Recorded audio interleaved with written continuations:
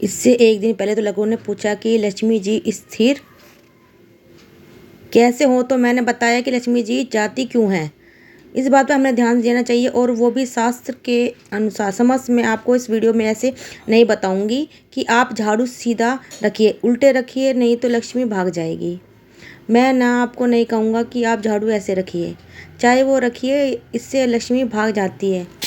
मैं अपने ही मन में कल्पना नहीं आपको बताऊंगा, ठीक है। यह मैं आपको पूरा शास्त्र समस्त श्लोक सहित बताऊंगी कि शास्त्रों ने क्या आज्ञा दी और उसे हमें पालन करने से जरूर लाभ होगा। शास्त्र की बात शोधर करनी चाहिए हमें। सबसे पहले मैं ये देखिए, आपको मैंने ये संस्कृत में श्लोक लिख रखा है, तो आप सब इसको अच्छे से पढ़िएगा।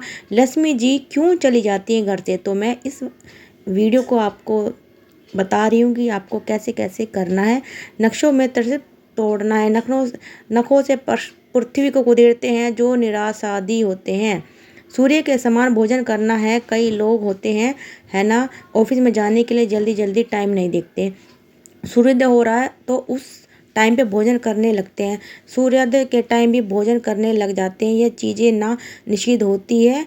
इन घड़ियों का इसके काल का त्याग कर देना चाहिए। जब सूर्योदय होता है तो केवल और केवल भगवान के नाम का ही जाप करना चाहिए। मैं आपको समझाते भी जा रही हूँ। मैं अपने अनुभव के हिसाब से आगे देखिए। जो दिन में सोता है, दिन में मैथुन करता है, उसके यहाँ भी से भी लक्ष्मी चली जाती है। जी हाँ, दिन में सोने वाले लोग भी ये कभी धनी नहीं हो सकते। भीगे पैर अथवा नंगे पैर होकर जो सोता है उसके हाथ से भी लक्ष्मी चली जाती है। तो मान लीजिए आप कहीं बाहर से आए हो, पैर और गंदे हो, तो गंदे पैर सोने से भी लक्ष्मी चली जाती है। आगे के शास्त्रों मैं आपको बताऊंगी। तो पैर धो लिया और डायरेक्ट सो गए, गीले पैर, तो इससे भी लक्ष्मी चली जाती है। जैस आपको पैर धोकर उसे पोंछ लेना चाहिए, उसके बाद ही आपको शयन करना चाहिए। निरंतर व्रत की बातें भी परिहार करता हूँ, उसके हाथ में भी लक्ष्मी जी चली जाती है। सिर पर तेल लगाकर उसी से दूसरे अंग का स्पर्श करता है। तो देखिए, हम लोग क्या करते हैं ना, ज़्यादा करके पुरुष वर्ग की मैं बात बता रही हूँ। लोग पहले सिर पे तेल लगा लेते हैं, उसी हाथ से दूसरे अंगों पर भी तेल लेते हैं। मुंह पर भी उसी हाथ से तेल लगा लेंगे, हाथ में भी लगा लेंगे। अब ये गलत है, करते हैं। सिर पर भी ज़्यादा आप तेल लगाएं, चाहे वे पैर पे लगाएं। पैरों से साइड तो आपको हाथ धो लेना चाहिए। हाथ धोने के बाद सिर के दूसरे अंगों पर आपको तेल लगाना चाहिए। अपने अंग पर बाजा बजाता है, उसके घर से रूट होकर लक्ष्मी जी चली जाती है। मैं ये 3 पुराण, देवी भागवत पुराण, यह स्टैंडर्ड ग्रंथ है। यदि आपको जगदम्बा माता का भागवत पुराण बहुत ही स्टैंडर्ड ग्रंथ, गरुड़ पुराण, इन तीनों पुराणों में से ही एक चीज़ लिखी गई। मैंने आपको बता दिया, कागज कॉमन चीज़। अब जैसे लोग सुनते हैं, तो ये देखिए, ये संस्कृत पूरा अनुवाद है, संस्कृत श्लोक है, तो आप इसको अच्छे से पढ़िएगा और वीडियो को पूरा शेयर करिएगा। बहुत अच्छी चीज़ मैंने आपको बताई है, लक्ष्मी माँ कैसे प्रसन्न होती है और किस घर से क्या क्या चीज़ करते हैं जो चली जाती है। मैं कैथन की छाया, रात्रि में दही, जी हाँ, रात्रि में कहीं दही भूल कर भी नहीं खाना चाहिए। सूर्यास्त हो जाए तो उसके बाद ही आपको दही खाएं, तो लक्ष्मी जी आप पर विदाई दे रही हैं। मान लीजिए दही खाने का समय क्या है, सूर्योदय के बाद, सूर्यास्त से पहले, उसके बीच में दही खाना चाहिए। कपास की लकड़ी का जो दातुन करता है, उसके यहाँ लक्ष्मी जी चली जाती है। सप्तमी के दिन आंवले का सेवन करेगा तो विष्णु जी भी क्यों ना हो, उनके यहाँ से भी लक्ष्मी जी चली जाएंगी। सप्तमी के दिन आंवला नहीं खाना चाहिए। 1 महीने में 2 बार सप्तमी पड़ती है। लेकिन मैं आपको ये बता रही हूँ कि यदि आमूल की एकादशी आती है ना, आंवले का जो स्पेशल पर्व है, तो आप उस दिन खा सकते हैं। लेकिन विशेष करके सप्तमी के दिन आप आंवला का ना खाएं, इस बात का आपको ध्यान रखना है।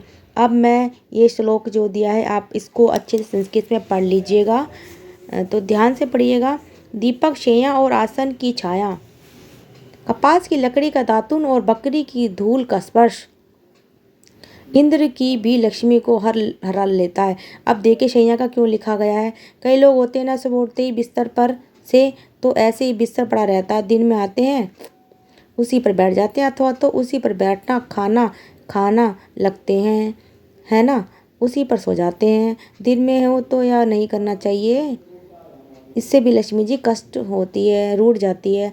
तो आप लोग इसका ध्यान रखिएगा मैं कि बिस्तर पर बैठकर भोजन नहीं करना चाहिए और बिस्तर जो हम रात को सोते हैं ना उसको उठाकर रख देना चाहिए।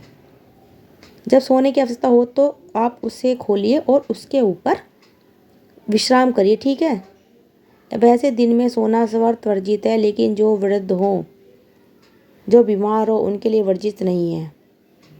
वे दिन में शयन न कर सकते हैं तो यह भी शास्त्र सम्मत बात है। अब आगे इसके अंदर लिखा गया है कि बकरी की धूल का स्पर्श इंद्र की भी लक्ष्मी को हर लेता है। आजा रेणु स्पर्श के जेव सकन कश्यपिक हरित बकरी का धूल यदि हमारे पैरों से लगकर हमारे घर में आता है तो अथवा बकरी के पैर की धूल का कैसे भी आगमन हो हमारे घर में, उस घर से लक्ष्मी जी विदा हो जाती है। किसी को कंगाल करना हो तो बकरी का धूल उसके घर में घाट दो, धीरे धीरे कंगालियत छा जाएगी उसके घर में। इतना अशुभ माना गया है बकरी के पैर की धूल। कई लोग कमेंट कर देंगे कि कई बार बड़े लोग अमीरी, ये कोई अमीरी नहीं होती, ये कोई अमीरी नहीं है। अमीरी शाहकार बादशाही वो प्रभु के भक्तों की होती है, बाकी की ये लोगों की दरिद्रता मानसिकता का ही दर्शन है। बेजुबान जीवों को कष्ट कर रहे हैं, मानसिक दरिद्र है, बौद्धिक दरिद्र है। और लक्ष्मी जी इनके आप पे कैसे टिकेगी?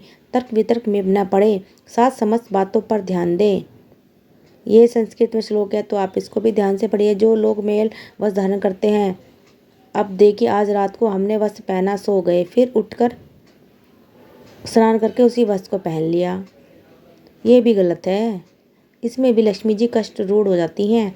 कल जो हमने वस्त्र पहन लिया फिर आज फिर उसे पहन लिया, इससे लक्ष्मी जी कष्ट रूढ़ होती हैं। भले आप उसे साबुन से न धो ले सकें, लेकिन आप पानी में निकालकर उसे सुखा देना ठीक है ना। रोज़ रोज़ साबुन लगाकर धोने की आवश्यकता नहीं है।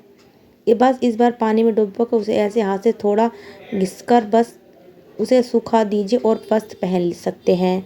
अब मान लीजिए हमने कोई वस्त्र पहना हो और हम लोग मार्केट में गए हों, फिर उसी वस्त्र को पहनकर हम पूरे घर में कहीं भी बैठ जाते हैं, है ना। मंदिर में जाकर फिर पूजा करने लगते हैं। शास्त्र कहते हैं कि बाहर पहने हुए वस्त्र अलग होने चाहिए और घर में पहने हुए वस्त्र अलग होने चाहिए, शुद्ध स्वस्थ होने चाहिए।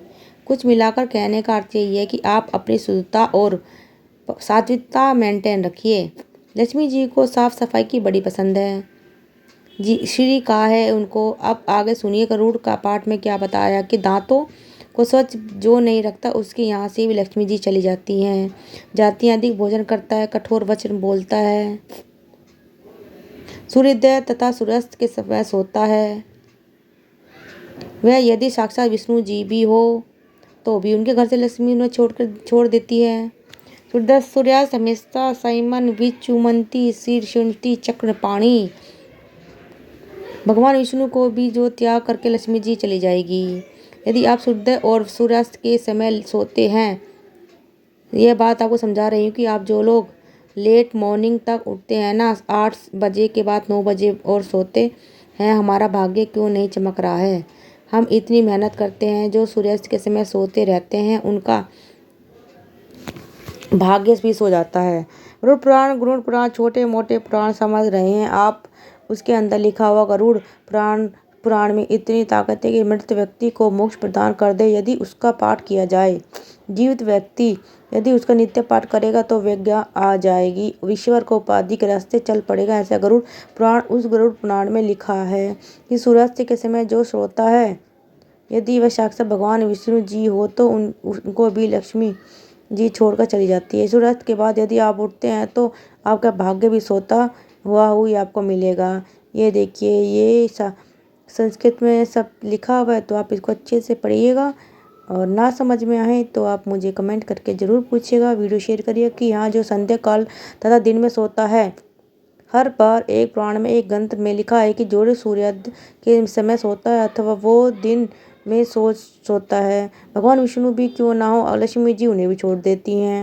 मस्तक पर तथा शरीर पर तेल लगाकर मल मूत्र का त्याग करता है, वो नमस्कार करता है, अतः पुष्प तोड़ता है, उसके यहाँ से भी लक्ष्मी जी चली जाती हैं।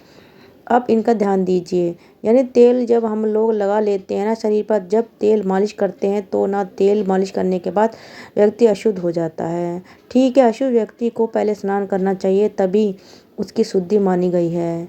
कोई भी तेल मालिश करते हैं, करवाते हैं, ठंडी में समय उन्हें इस बात का ध्यान रख लेना चाहिए और मल मूत्र का त्याग करके ही बाद में उनको तेल मालिश कराना चाहिए। तभी आपका स्वास्थ्य अच्छा रहेगा। वरना शरीर पर तेल लगाकर फूल पुष्प तोड़ते हैं भगवान को अर्पण करने के लिए, तो वह पुष्प भी अशुद्ध माना जाता है और लक्ष्मी जी से कष्ट होती है। अब मैंने कई शास्त्रों से प्रमाण लेकर आपको मैंने बताया कि लक्ष्मी जी क्यों चली जाती है। पहले तो लक्ष्मी जी को रोकिए, ठीक है, फिर उसके बाद अभी आगे आने वाला जो वीडियो होगा, समय लगेगा मिलेगा, मैं बताऊंगी। इस वीडियो भी बना दूंगी कि लक्ष्मी जी घर में स्थायी कैसे किया जाए, और वीडियो आप शेयर करते रहिएगा मैंने सब जो मित्र परिजनों में, ताकि उनको भी हमारे शास्त्र का ज्ञान हो जाए। आप समझ गए होंगे ना, मैंने आपको टोका नहीं बताया। कोई लोग कहते हैं कि हम चीज़ों को ऐसा नहीं रखता है तो लक्ष्मी जी भाग जाएंगी, आरती कर दिया तो लक्ष्मी जी की भाग जाएंगी। लक्ष्मी जी चंचल है, लक्ष्मी जी चंचलता है। लक्ष्मी जी चंचला नाम रखा गया है क्योंकि वह होता है, जब खर्च होता है तो ना उसका हिसाब से रखा गया है। तुमने माता लक्ष्मी जी को ये चंचला बना दिया है, तो ये बुद्धि का दिवाला आपके। माता लक्ष्मी जी हरि प्रिया है, चंचला नहीं है। अब ये बुद्धि को सुधारिए। ऐसी ही वीडियो देख हमारे चैनल को आगे रहिए, और अगर आपको वीडियो अच्छी लगे तो सब्सक्राइब कमेंट जरूर करिए।